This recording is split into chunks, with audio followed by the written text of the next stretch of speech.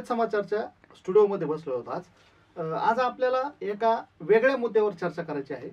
भारतीय राज्यघटना, भारतीय संविधान धोक्यात आहे की नाही याच्यावर मोठ्या प्रमाणात चर्चा चालू आहे। केंद्रातील सरकारला भारतीय राज्यघटना धोक्यात आहे, संविधान धोक्यात आहे याचा मोठा झटका बसलेला आहे। त्यासाठी आता त्यांनी वेगळ्या काही पैत्रे सुरू केलेले आहेत। राज्य सरकारमध्ये त्यांचे जे सहकारी आहेत त्यांनी आता महाराष्ट्रभर नव्हे तर भारतभर सुरू केलेलं आहे राज्यघटनेत धोका नाही आणि संविधान सन्मान मेळावे सुरू केले आहेत। ज्यावेळेस आपण राज्यघटनेचं नाव घेतो त्यावेळेस आपल्या समोर प्रकर्षाने नाव येतं डॉक्टर बाबासाहेब आंबेडकर, जे भारतीय राज्यघटना समितीचे प्रमुख होते। त्यांचे भारतीय राज्यघटना लिहित असताना बाबासाहेबांनी काय काय काम केलं, बाबासाहेबांनी कोणत्या कोणत्या मुद्द्यांवर काम केलं हे पाहणे अत्यंत गरजेचं आहे। बाबासाहेब मजूर मंत्री होते। बाबासाहेबांचं महत्त्वाचं वैशिष्ट्य म्हणजे बाबासाहेब पत्रकार होते। बाबासाहेबांची लेखणी चांगली होती। बाबासाहेबांनी आता आपण आपल्या जवळ आहेत डॉक्टर बाबासाहेब आंबेडकर यांचे बहिष्कृत भारत आणि मूक नाईक, बाबासाहेबांनी हे दोन पाक्षिक सुरू केले होते। त्याचं कारण असं होतं की प्रस्थापित जे वृत्तपत्र त्या काळातील होते ते बहिष्कृत वर्गाचं अजिबात काही लिखाण करत नव्हते, त्यांना न्याय देत नव्हते। म्हणून बाबासाहेबांना वाटलं आपली स्वतःची पत्रकारिता असावी, आपले वृत्तपत्र असावेत जे आपल्या लोकांना माहिती देतील। तर आपण आता बहिष्कृत भारत आणि मूक नाईकची माहिती पाहणार आहोत। येथे महाराष्ट्र शासनाने बहिष्कृत भारत आणि मूक नाईक याचे अंक छापलेले आहेत। हे एक समिती केलेली होती। डॉक्टर बाबासाहेब आंबेडकर यांचे बहिष्कृत भारत आणि मूक नाईक संपादक होते प्रथम आवृत्तीचे वसंत मोहन, आणि याची दुसरी जी आवृत्ती होती ती दिवंगत प्राध्यापक हरी नरके यांच्या प्रमुख या संपादकत्वाखाली केलेली होती।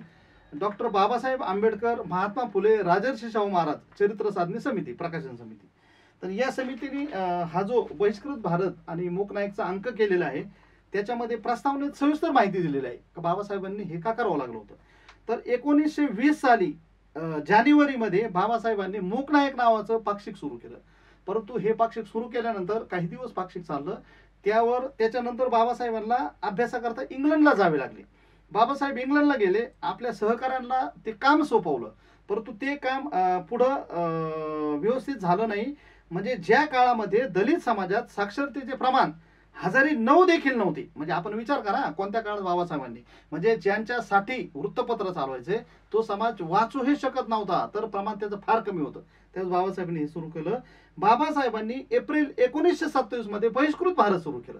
म्हणजे बाबासाहेबांचे जे दोन मुख्य पाक्षिक आहेत ज्याने महाराष्ट्रभर नव्हे तर भारतभर खळबळ माजवून दिली, आणि ज्या वर्गाचा कधीच आवाज निघत नव्हता, म्हणजे ज्याला आपण मुका समाज म्हणत होतो त्या समाजासाठी त्यांनी महत्त्वाचं म्हणजे पत्रकारिता केलेली आहे। बाबासाहेबांची पत्रकारिता या विषयावर गंगाधर पानतावणेंनी चांगलं लिखाण केलेलं आहे। ते आपण प्रकर्षाने पत्रकारितेतील जे विद्यार्थी आहेत त्यांनी नक्की वाचलं पाहिजे।